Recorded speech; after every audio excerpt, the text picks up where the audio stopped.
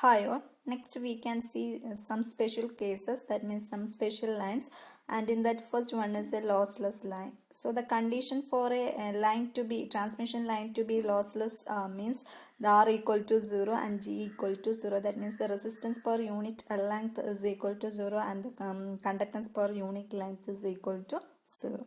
So we can see when a transmission line is said to be lossless, if the conductors of the line are perfect and the dielectric medium separating them is lossless, then we can say it as a lossless line. That means the conductors are perfect conductors. That means its conductivity is infinity, and the dielectric medium is perfect dielectric. That means its conductivity is 0. So the condition is R equal to 0 and G equal to 0.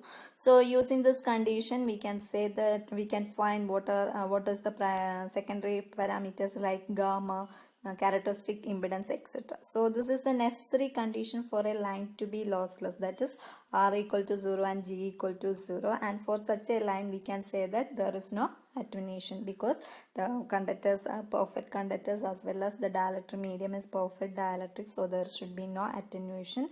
So the gamma is only the imaginary term only. So that means gamma is equal to j beta, and we can write beta as omega root LC. So gamma should be j omega root LC. And the velocity of propagation, we know the expression is omega by beta. So you will get it as 1 by root LC. Similarly, the characteristic impedance have only the real part. The imaginary part of the characteristic impedance is 0. So we can write the Z0 as we already said that it is R0 plus JH0. But for a lossless line, this X0 is equal to 0. So the Z0 is root of L by C. So this is the expression for characteristic impedance of a lossless line. So remember, for a lossless line, the condition is that R equal to 0 equal to G. So that's the condition for a lossless line. So in that case, this alpha is 0, beta is omega root LC, and velocity of propagation is 1 by root LC, and this R0 is root L by C. So we can see that for a lossless line, this velocity of propagation is independent of frequency of operation. So, and this beta is dependent on this frequency of operation as well as this velocity of propagation is independent of frequency of operation, that is velocity of propagation is 1 by root LC, and the characteristic impedance have only the real part, that is root L by C.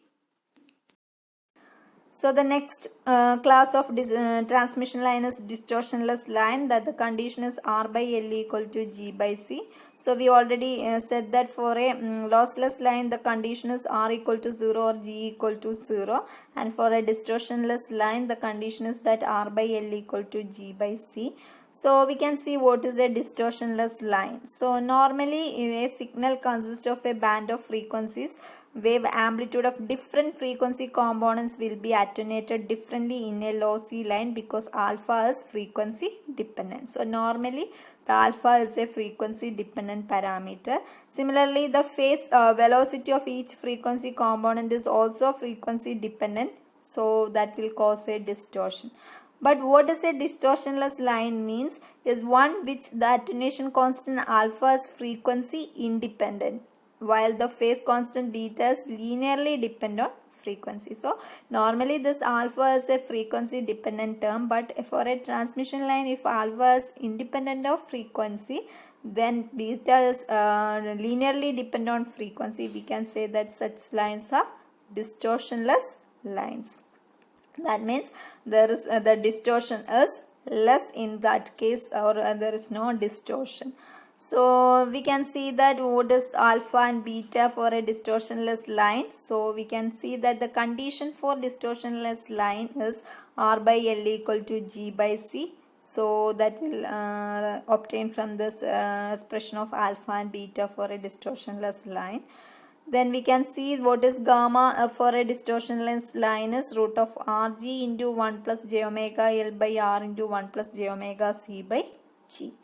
And we can say that this R consists of real part as well as imaginary part. So we can represent this as root of Rg into 1 plus j omega C by G, or we can say it as alpha plus j beta. Alpha is the real part of gamma and beta is the imaginary part of gamma. So we can see from that alpha is root Rg and beta is omega root Lc. So in this equation we can see that alpha is not depend on frequency but beta is depend on frequency, that is omega. Beta is directly proportional to frequency.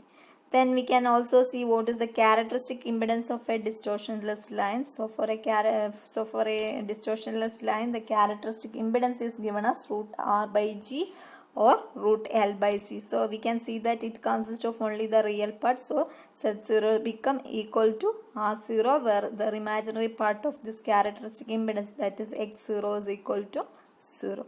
Similarly, the velocity is omega by beta, which is equal to 1 by root Lc.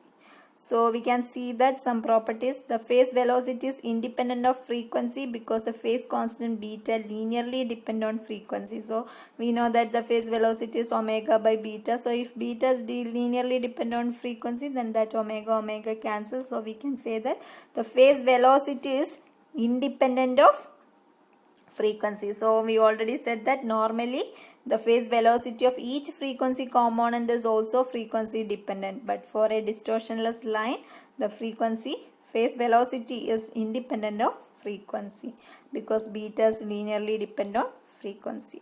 We have shaped distortion of signals unless alpha and phase velocity are independent of frequency. Then we can say that the second property is both phase velocity and the characteristic impedance remains the same for lossless line. That equation we can see that the phase velocity as well as this characteristic impedance are same for distortionless line as well as lossless line. And a lossless line is also distortionless line, but a distortionless line is not necessarily lossless. So we can say that if a line is lossless, that should be distortionless also, but the reverse is not possible. Although lossless lines are desirable in power transmission, telephone lines are required to be distortionless. So we can see the transmission line characteristic in this table and what is the gamma and what is the characteristic impedance of each cases. So general gamma is root of R plus j omega L into G plus j omega C, and the characteristic impedance is root of Z0 root of R plus j omega L by G plus j omega C. So for a lossless line, this alpha is 0, so beta is omega root LC, and the characteristic impedance is real part only root L by C, the imaginary part are 0. So for a distortionless line, the propagation constant is root Rg plus j omega root LC, and the characteristic impedance is root L by C, and the real imaginary part is 0 for this case. So these are the different cases of a transmission line. And remember that the characteristic impedance as well as the propagation constant is known as secondary parameters of a transmission line.